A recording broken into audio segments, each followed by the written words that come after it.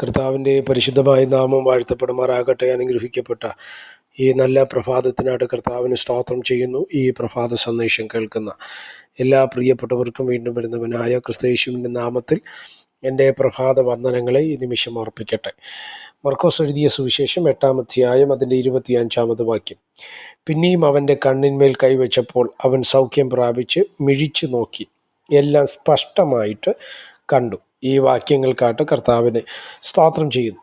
മർക്കോസ് എഴുതിയ സുവിശേഷം 8-ാം അധ്യായത്തിൻ്റെ 22 മുതലുള്ള വാക്യങ്ങൾ നമ്മൾ വായിക്കുന്ന സമയത്ത് ബെത്സയിദയിലേക്ക് വരുമ്പോൾ അവിടെ വെച്ചൊരു കുരുടനെ കർത്താവ് യേശു ക്രിസ്തു സൗഖ്യമാക്കുന്ന ഒരു രീതിയാണ് നമ്മൾ അവിടെ വായിപ്പാൻ തക്കവണ്ണം ഇടവരുന്നത്, അല്ലേ? നമുക്കറിയാം, സുവിശേഷ ഭാഗങ്ങൾ വായിക്കുന്ന സമയത്ത് 3 കുരുടന്മാരെ വ്യത്യസ്ത രീതികളിൽ സൗഖ്യമായതായിട്ട് നമ്മൾ വായിക്കപ്പെടുന്നുണ്ട്. ഒന്ന്, സ്തോത്രമല്ലേലൂയ, ബർത്തിമായി എന്ന കുരുടനെ സൗഖ്യമാക്കുമ്പോൾ ഒറ്റ വാക്ക് പറയുകയാണ്, നിൻ്റെ വിശ്വാസം നിന്നെ രക്ഷിക്കണം എന്ന് പറഞ്ഞിട്ടാണ് അവനെ ഒറ്റ വാക്കുകൊണ്ട് അവൻ സൗഖ്യം പ്രാപിക്കായിരുന്നു. രണ്ടാമത്തെ കുരുടനാണ് ബെത്സയിദയിലെ കുരുടൻ. ഇനി വേറൊരു കുരുടൻ യഹൂദയിലെ കുരുടനുണ്ട്, അല്ലേ? ആ കുരുടനും എന്താ പറഞ്ഞത്? അവൻ നിലത്ത് തുപ്പി ചേറുണ്ടാക്കി കണ്ണിൽ പുരട്ടിയിട്ട് ശീലോഹാം കുളത്തിൽ പോയി കഴുകാൻ പറഞ്ഞു. അങ്ങനെയാണ് അവൻ സൗഖ്യം പ്രാപിച്ചത്. ഇതിൽ വേറൊരു രീതിയിൽ കാണുന്നൊരു സൗഖ്യമാണ് ബെത്സയിദയിലെ കുരുടനെ കർത്താവ് സൗഖ്യമാക്കിയത്, അല്ലേ?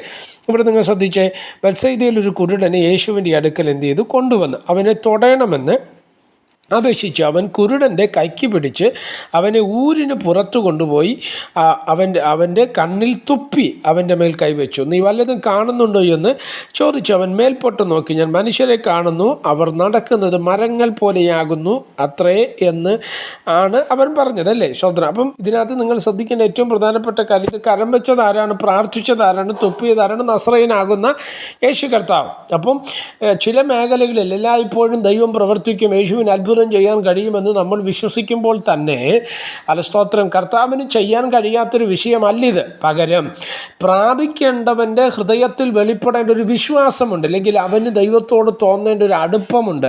അതും കൂടെ വെളിപ്പെട്ടെങ്കിൽ മാത്രമേ വിടുതലുകൾ പൂർണ്ണമാകത്തുള്ളൂ. ഇപ്പോൾ നിങ്ങളെ കർത്താവിന് ഒരു വിഷയത്തിൻ്റെ മേൽ ഇടപെടാൻ കർത്താവിനൊരു നിമിഷം പോലും വേണ്ട.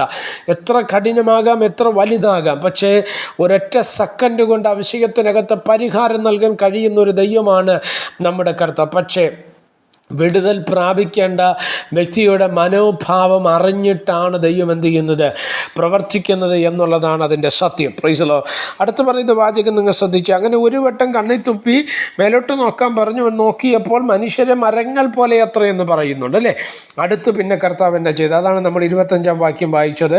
പിന്നെയും അവൻ്റെ കണ്ണിന്മേൽ കൈവച്ചപ്പോൾ അവൻ സൗഖ്യം പ്രാപിച്ചു. അവൻ മിഴിച്ചു നോക്കി, എല്ലാം സ്പഷ്ടമായിട്ട് എന്ത് ചെയ്തു? കണ്ടു എന്ന് ബൈബിൾ പഠിപ്പിക്കും. എന്നെ കേൾക്കുന്ന പ്രിയപ്പെട്ടവരെ, കർത്താവ് കരം വെച്ചാൽ ഇന്നു വരെ നീ മറഞ്ഞിരുന്ന് കണ്ടതില്ലെങ്കിൽ മരങ്ങൾ പോലെ എന്ന് പറഞ്ഞത്, ഒന്നും വ്യക്തതയില്ലെന്ന് പറഞ്ഞ വിഷയങ്ങൾ, സ്തോത്രം, തെളിവ് മറയിട്ട് നിൽക്കുന്ന പല വിഷയങ്ങൾ നിൻ്റെ മുൻപിലുണ്ട്. ഒരുപക്ഷെ നിൻ്റെ ഭാവിയെ മറച്ച്, നിൻ്റെ ജോലിയെ മറച്ച്, നിൻ്റെ ശുശ്രൂഷയെ മറച്ച്, നിൻ്റെ മുന്നോട്ടുള്ള ജീവിതങ്ങളെ മറച്ചു വയ്ക്കുന്ന സ്പഷ്ടമാകാത്ത ചില വിഷയങ്ങൾ ഒരുപക്ഷെ നിൻ്റെ ജീവിതത്തിൽ കണ്ടെന്ന് വരാം. പക്ഷേ ഇന്ന് രാത്രി ഈ പ്രഭാതത്തിൽ ഓർത്തോണം, പ്രൈസലോ, ജീവിതത്തിനകത്ത് പ്രത്യാശ നൽകുവാൻ, സ്പഷ്ടമായി ചിലത് കാണുവാൻ, സ്പഷ്ടമായി ചിലത് മനസ്സിലാക്കുവാൻ തക്കവണ്ണം ഈ പ്രഭാതത്തിൽ കർത്താവ് നിങ്ങളോട് ഇടപെടാൻ പോകുകയാണ്. അതിനുവേണ്ടി നമുക്ക് ഒരുക്കത്തോടെ പ്രാർത്ഥനയോടെ കാത്തിരിക്കാം. കർത്താവിൻ്റെ ആത്മാവ് നമ്മെ സഹായിക്കട്ടെ. പരിശുദ്ധനായ ദൈവമേ, സ്വർഗീയ നല്ല പിതാവേ, ഈ നല്ല സമയത്തിനായിട്ട് സ്തോത്രം. ഈ പ്രഭാത സന്ദേശം കേൾക്കുന്ന എല്ലാ പ്രിയപ്പെട്ടവരെ തൃക്കരങ്ങൾ തരുന്നു. അനേകർക്ക് അത് അനുഗ്രഹവും ആശ്വാസവുമായി മാറുവാൻ സ്വർഗം ഇടവരുത്തിയാട്ട്. അനേക ആയിരങ്ങളിലേക്ക്, 10,000ങ്ങളിലേക്ക് സന്ദേശം എത്തിച്ചേരുവാൻ സ്വർഗം ഇടവരുത്തും. മഹത്വം അങ്ങേക്ക്, യേശു കർത്താവിൻ്റെ നാമത്തിൽ തന്നെ. ആമേൻ. എല്ലാവരെയും ദൈവം അനുഗ്രഹിക്കട്ടെ. God bless you.